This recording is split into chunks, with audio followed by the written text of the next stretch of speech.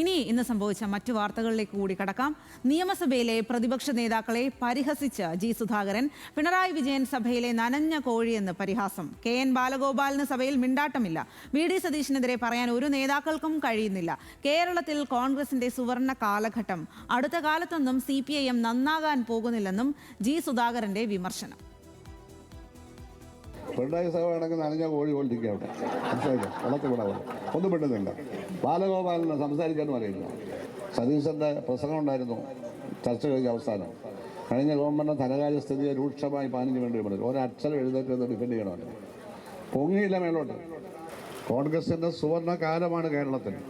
ഭരണമുള്ളതുകൊണ്ട് ഞാൻ പറയല്ല, എനിക്ക് വേണ്ടി പ്രവർത്തിക്കാൻ ആയിരക്കണക്കിന് കോൺഗ്രസ് പ്രവർത്തകരെ ഞാൻ കണ്ടു. മുമ്പ് ഞാനിവരെ കണ്ടിട്ടേ ഇല്ല. നിഷ്പക്ഷരായ ഒരുപാട് വോട്ടർമാർ വോട്ട് ചെയ്ത് അങ്ങനെയാണ് ഈ വലിയ ഭൂരിപക്ഷം കിട്ടുന്നത്.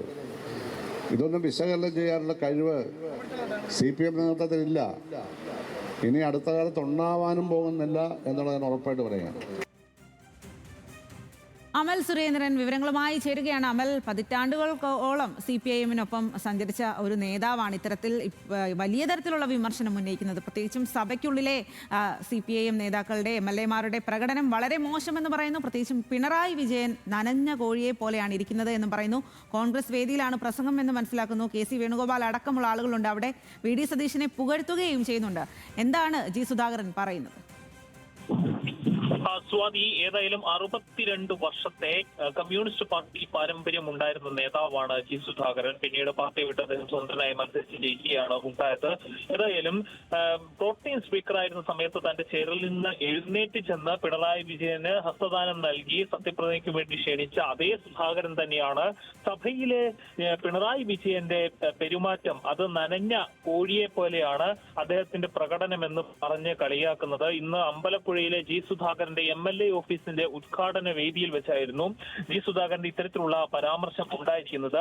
VD സതീശനെതിരെ മറുപടി പറയാൻ പോലും കഴിയാതെ തകർന്ന് തരിപ്പണമായി നിൽക്കുന്ന CPM-നെയാണ് സഭയിൽ കണ്ടതെന്നും അങ്ങനെ ഇത്തരത്തിലുള്ള CPM-ന്റെ പ്രകടനം കണ്ടിട്ട് തനിക്ക് വിഷമമുണ്ടായി എന്നും ജി സുധാകരൻ പറഞ്ഞു വെക്കുന്നു. കോൺഗ്രസ് കഴിഞ്ഞാൽ രാജ്യത്തെ മതനിരപേക്ഷതയുടെ കാര്യത്തിൽ നിൽക്കുന്ന പാർട്ടി അത് ലീഗാണെന്നു കൂടി സുധാകരന്റെ വായിൽ നിന്ന് വരുമ്പോൾ അതൊക്കെ ഇത്രയും കാലത്തെ കമ്മ്യൂണിസ്റ്റ് പാരമ്പര്യമുള്ള നേതാവിൽ നിന്ന് അങ്ങനെ വരുമ്പോൾ ഉണ്ടാകുന്ന ആശ്ചര്യം ചെറുതൊന്നുമല്ല. പക്ഷേ കഴിഞ്ഞ കുറച്ച് നാളുകളായി ജി സുധാകരന്റെ സംസാരം ഇത്തരത്തിലാണ് എന്നതും ശ്രദ്ധിക്കേണ്ട ഒരു പ്രധാനപ്പെട്ട കാര്യമാണ്. ഊന്നുവടിയിലാണ് CPM കോൺഗ്രസിനെ നടക്കുക, അല്ലെങ്കിൽ ഊന്നുവടിയിൽ നടക്കുന്ന CPM-ആണ് കോൺഗ്രസ് ചെളിക്കുണ്ടിലാണ് എന്ന് പറയുന്നത്. കേരളത്തിൽ കോൺഗ്രസിന്റെ സുവർണ കാലഘട്ടമാണെന്നും സമൂഹത്തിൽ CPM-ന്റെ ക്രെഡിബിലിറ്റി നഷ്ടപ്പെട്ടു എന്നുമെല്ലാം തോൽവിക്ക് ശേഷം സഭയിൽ CPM-ന്റെ പ്രകടനത്തെ ഊന്നിക്കൊണ്ട് നിയമസഭാ സാമാജികനായിട്ടുള്ള അമ്പലപ്പുഴയിൽ നിന്നുള്ള നിയമസഭാ സാമാജികനായിട്ടുള്ള ജി സുധാകരൻ പറയുമ്പോൾ അത്